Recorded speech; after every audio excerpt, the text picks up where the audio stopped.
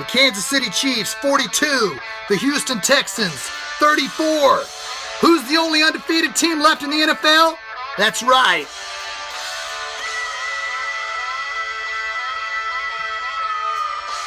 Your Kansas City Chiefs, baby. 5-0. In prime time, the Kansas City Chiefs take care of business. How sweet it is.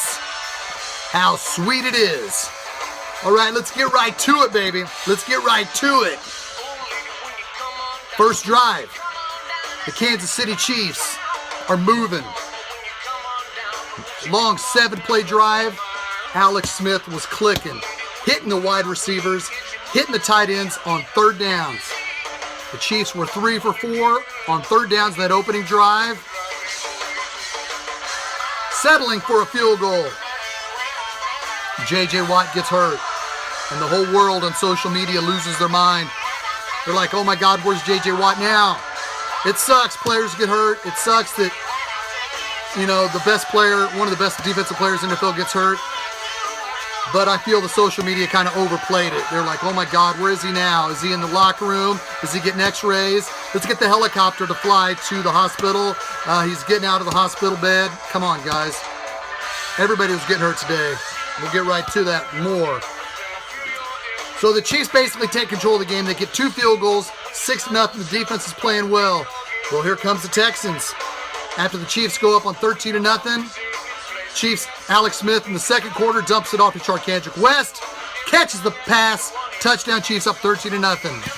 Here comes the Texans. Deshaun Watson's time to wake up, baby. The kid's special. Drives the team down the field, hits a receiver for a touchdown. It's now 13-7. Chiefs come back, get a field goal at 16-7. Chris Jones knocks the ball out of Devontae Freeman, the running back, or Foreman. Big fumble. Derek Johnson picks it up. Deshaun Watson makes a great tackle. Chiefs go up 23-7. And let me tell you something, folks. Alex Smith, for the first time in his career, 2 games over 300 yards in a season. Alex Smith finally has 2 games in a regular season where he has passed over 300 yards. 5th game into this year. 2nd time. Let's look at these stats, baby. Let's look at these important stats. Alex Smith, 29-37, 324 yards, 3 touchdowns, no interceptions. Kareem Hunt, just another ho-hum 100-yard performance, 29 rushes, 107 yards. His longest run was a 23-yarder. Kelsey led the offense in receptions. He was 8 receptions for 98 yards. Huge. The Chiefs on third down just dominated. They just dominated. They were 9 of 13. It didn't matter if it was 3rd and 16, 3rd and 4. The Chiefs picked it up. The play of the game, when the Texans were coming back, the last play of the third quarter, 3rd and 16.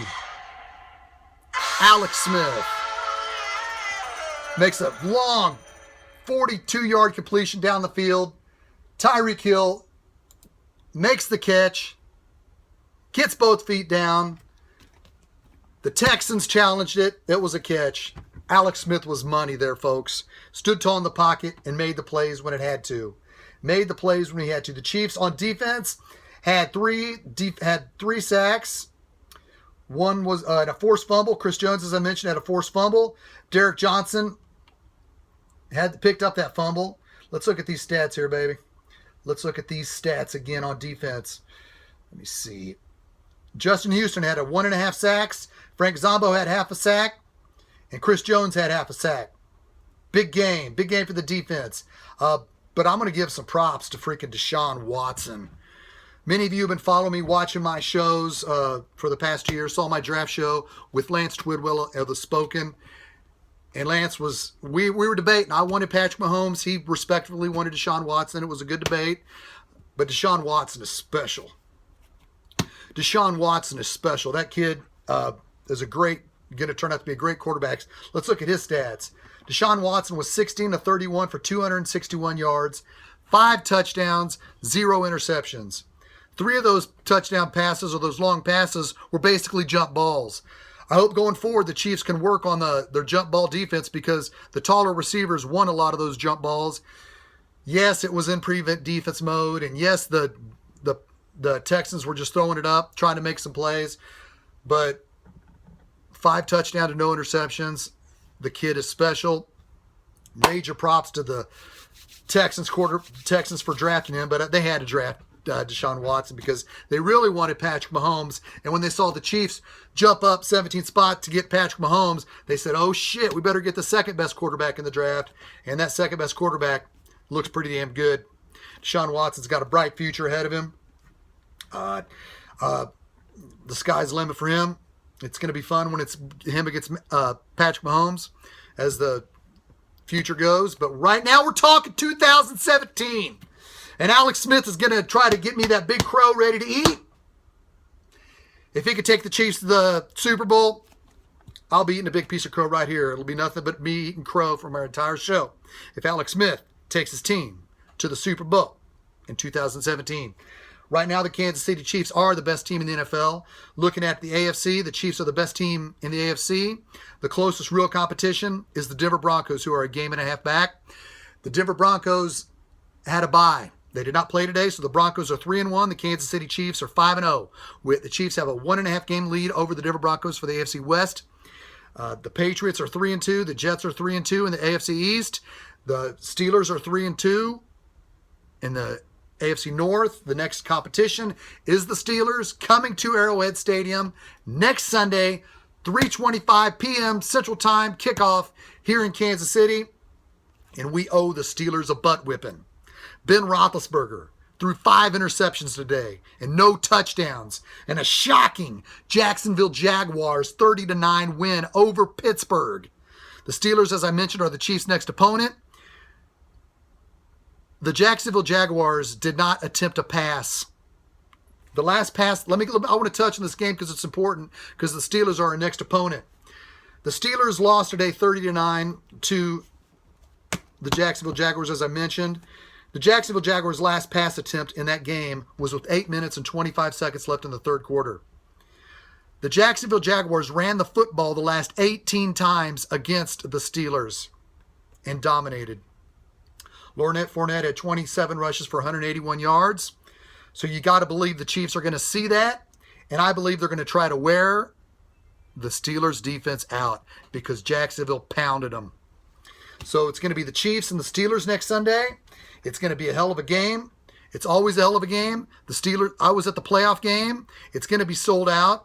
The Steelers fans always come strong and wave their terrible towels. Then we got to tell them to shut up. And then they say, no, you shut up. Then I say, sit your ass down. Then they say, hey, we're going to kick 6 field goals and beat you in a playoff game. And they did. If I sound better, it's because I am. We owe the Steelers a butt whipping. Because right now the Kansas City Chiefs are undefeated. The best team in the National Football League. They're going to be coming strong. The Steelers are going to be coming strong next week. But I love the Chiefs' chances, baby. I want to say I'm bummed about losing Chris Conley. Gosh, dang it. He hurt his calf with on the onside kick with 3 minutes left.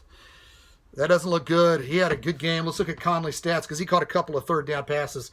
Conley tonight had 3 catches for 46 yards. His longest was a 19. I do believe 2 of those were clutch third down chances. But Demarcus Robinson made a clutch third down catch on the first drive. Demarcus Robinson had a 16-yard catch on the first drive on third down.